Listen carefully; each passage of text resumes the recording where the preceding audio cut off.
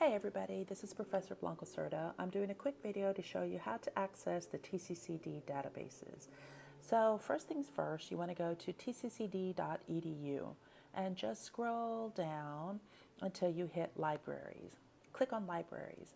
Now for your for scholarship, to find scholarship, and if you haven't seen the video I created yet on how to identify scholarly articles, do so and take notes. But to find scholarly articles, you want to stick to this right-hand side, TCC article databases.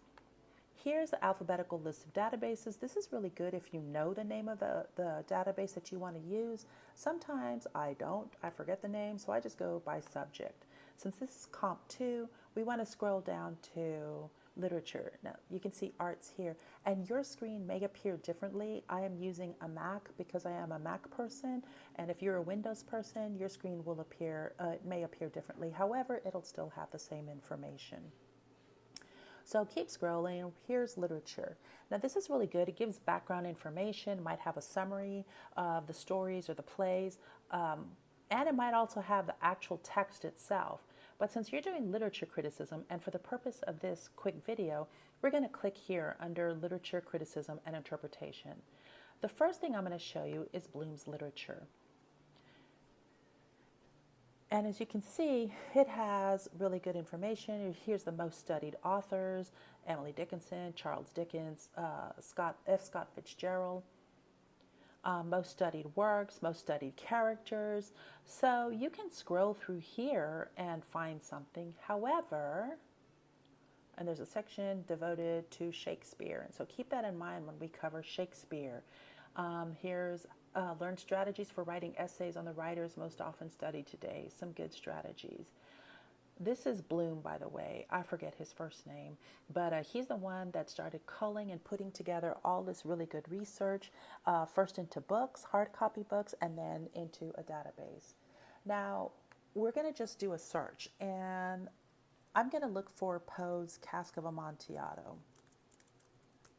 Sometimes you need to use quotation marks and sometimes you don't. So I didn't, but it popped up with quotation marks and I clicked on it. And so here it is, the Cask of Amontillado. Gives us a little bit of background information. Notice this right here, reference. So this is the background. We're in the reference section. This is the background information, how it was first published in Godey's Lady's Book in November 1846. And we also learned that Poe's The Cask of Amontillado was first published in Godey's Lady's Book in November 1846. So it gives us a bit of background information. So this is interesting, how to write about the Cask of Amontillado. You can click on that and see, get some helpful tips. But we're going to focus on criticism. And we have 31 total results, all of criticism. And so it gives us a title. The title gives us a hint of what each article is about. The fact that it's criticism, published in 1993, written by David Reynolds, and here is the source, Edgar Allan Poe. So let's say you want to do something about symbolism in Poe's tales. You can click on this and get an idea. So here is the article itself. It is a very short one, and you definitely want to use the how to identify scholarly articles to determine if this is an actual scholarly article. And I can tell you just by looking at it, this is not a scholarly article. That does not mean it is not helpful. It's very helpful. So with that, let's just try clicking download. Download this record, and let's see what happens. And you can see on my screen that it did download, and it's a PDF, so we'll open it up, and there it is. Okay, and it also tells us the database, Bloom's literature. Now for the citation, here is, for Bloom, MLA is automatically highlighted. So here, all you have to do is just copy and paste onto your paper. However, you definitely want to double and triple check to make sure that everything is copacetic in MLA. And just by looking at this, I can tell you it's not, because the subsequent lines after the first line should be indented 10 spaces. And for our purposes, we do not need this long, unwieldy URL. You would just stop at online.infobase.com/. All of this other stuff is unnecessary. Okay, so even though it gives you information, it gives you the actual citation, always double and triple check to make sure that it is correct.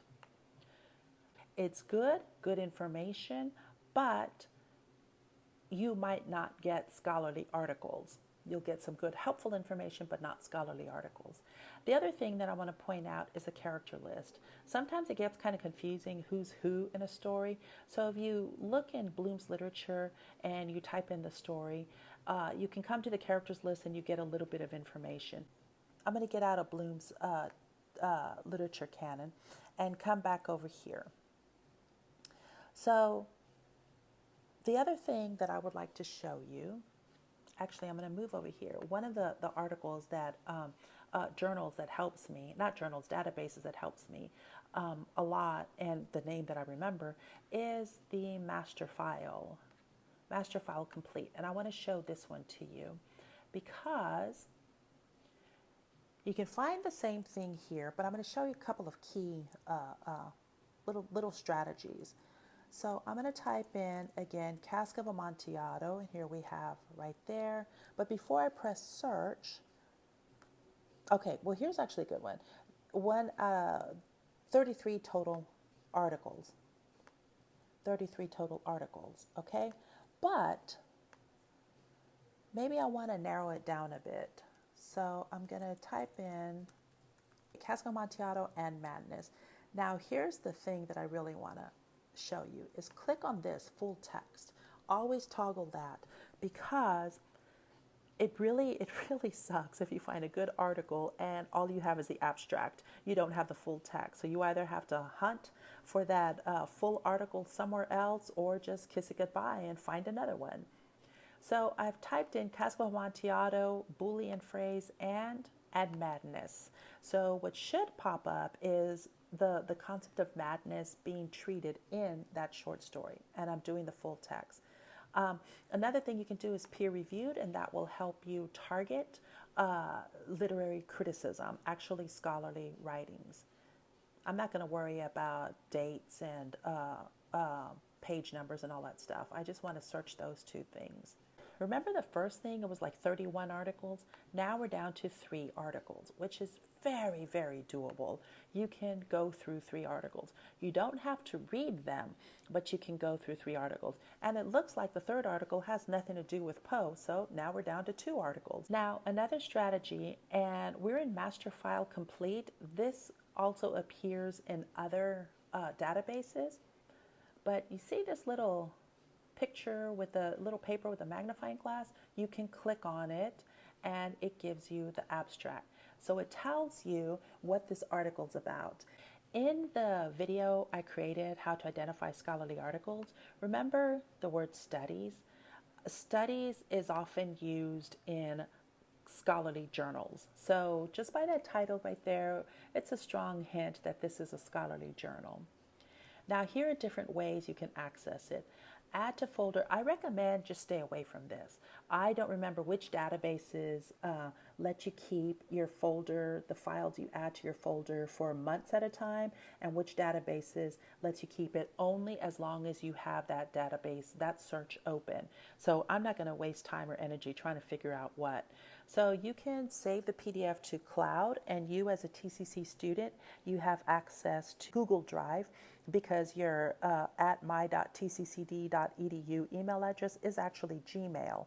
So if you didn't know that, now you know, to paraphrase Notorious B.I.G. Or the PDF full text. I usually go the PDF full text. So I'm going to open the PDF full text, and there it is. And as you can tell, it looks like somebody scanned in the actual hard copy of the journal. Remember, like the journals, the hard copy journals that I used in How to Identify Scholarly Articles, that's what these are. What I like about these, the journals, is we have the page number right there. So if I use a quote from the article, I can just use the page number to refer to it in my parenthetical or in-text citation, always using MLA. Okay, so here we have options for you to save it to the cloud, to print, or to email it to yourself. Honestly, I don't even pay attention to this. This is add to the folder, cite, and export. So let's click on the cite button, and this is alphabetical. So we want to hit MLA, and here it is. MLA works cited. So you can just copy and paste this. However, as I mentioned earlier, double and triple check these sources because they may not be correct MLA. So far, what I see, this looks good, except you don't need all of this bit. And it's also missing something at the end.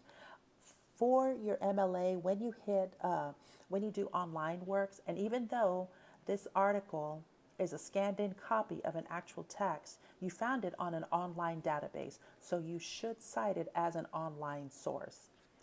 So even though this is the very specific URL, you don't need all of this stuff, okay? For your MLA citation, all you need is the EBSCOhost. So it would begin with search.ebscohost.com and then that /. So this is really good. I mean, this MLA citation offered you is good, but double and triple check it to make sure that it is correct. In this case, it's not. It gives off too much information. And the other thing it's missing is the date you access. It should appear here at the ending. Access and then the date. Today is 9 February 2020. So you put 9 Feb 2020, period. That is the access date. Again, double, triple check everything, even when they give you works cited information, because it's not always 100% correct. The other thing I want to show you, and just because it's amazing that TCC database has now purchased this, we have subscription to the Oxford English Dictionary. And so you may think, well, big deal. The Oxford English Dictionary gives the words, the definitive record of the English language gives pretty much every single word that's ever been in print in English.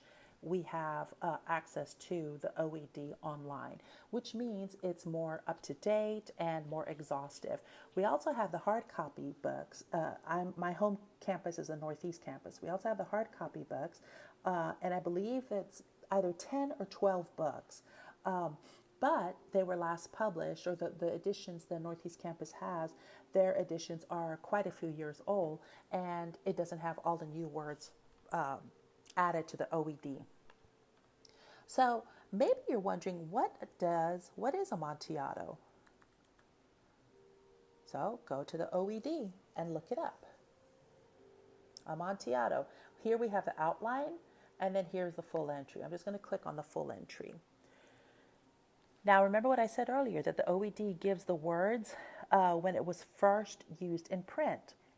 So right here, we have the first definition. Amontillado, formerly a wine of the sherry type produced in Montilla, now a matured sherry in which the flor has developed. So Amontillado is wine. So the whole hullabaloo in a cask of Amontillado, Montresor killing Fortunato over wine. Now we get deeper insight into, well, really how crazy Montresor is. And the first time it appeared was in 1825. So it's a relatively recent word, kind of a new word. In 1825 by Henderson in the Quarterly Journal of Science and Arts, where he's defining Amontillado. The driest species of sherry is the Amontillado. And hey, look, 1845, E.A. Polk, Cask of Amontillado. There's the story. And here we have a little bit of a line from the story. So the OED is excellent. Excellent if there's a word in a story you don't know. And if there's a word you don't know, look it up in the dictionary, period. But especially if that word is a key word and it's central to the story, like it's in the name of the title, like a Cask of Amontillado, look up the word and you can access it through the OED, through TCC article databases. The other thing I want to show you, even though for your research you'll be hitting this section, TCC article databases, we have a pretty good streaming video selection. So I am going to type in, did I spell it correctly? Amontillado, and see what pops up. Look at that, streaming video, 2 video versions of it. Now this one, the first one, it's more of a reader's theater. And what I mean by that is there's an actor who is playing Edgar Allan Poe, and he's telling the story. Nope, that's the wrong one. This is the one that I prefer, actually. It's only not even 17 minutes long. And this is not the Reader's Theater. I'll show you that one in a minute. But it is acted out. And you can scroll through, and we see scenes from this short movie. It's the adaptation of the story. And so all of this stuff with the mask and the celebratory lights, fireworks. Remember the setting of the story. It's Carnival, which is basically like Mardi Gras. And here's Fortunato, and you can see his hat. It is a jester's hat, and there is the jingling bell. And you read the story, and remember that some of the sounds we hear after he's being buried alive. Okay? We also have the transcript here, so we can read along while we're watching it, watching the movie version. Okay, so the other one I was going to show you is this one. And this is the one where it's more like Reader's Theater.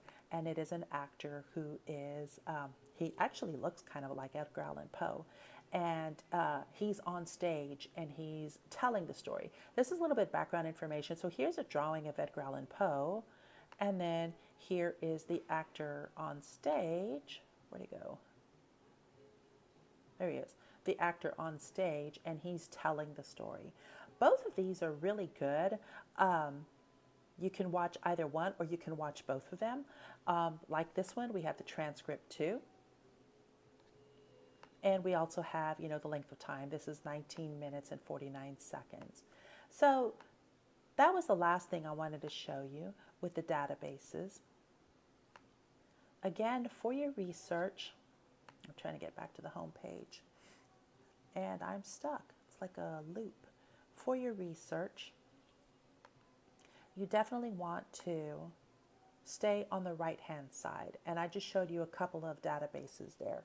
There are a whole many databases. And if you're doing, if you're taking history classes, they have really good historical databases. Health and nursing, if you're in the medical field, there are really good databases here. By all means, take advantage of these. Use these resources. So I hope this helped you. A lot of good information here. The various campuses. Even though we are TCC Connect, my home campus is Northeast. You have access to all of this information because you are a TCCD student, okay? And I hope that helps. Oh, one more thing I want to show. Styled Citations is a really good source for you. For the MLA 8th edition, click on this and it's a nifty little cheat sheet, 10 pages long. Remember what I said about the databases?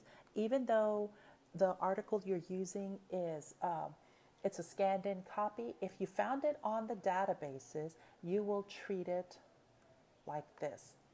You will cite it like this, okay? And it will look like this, the journal. Journal, title of article, title of journal, volume number, year, pages, name of database, URL or DOI, date of access. And I mentioned that one of the sources, the examples I gave you, it was missing the date of access. And here it is, accessed 27 May 2009. Now in MLA, you use the date first. Today's February 9th, so it would say 9 Feb 2020. You don't put February 9, 2020. You always use the date first, the month, and the year. Okay? So this is another good source for you. And again, you can find this in the tutorials and academic support section of the library under Style Citations. I hope the information I gave you is helpful for you, and you can utilize it to help you find and research things, okay? And if you have any questions, let me know. Bye.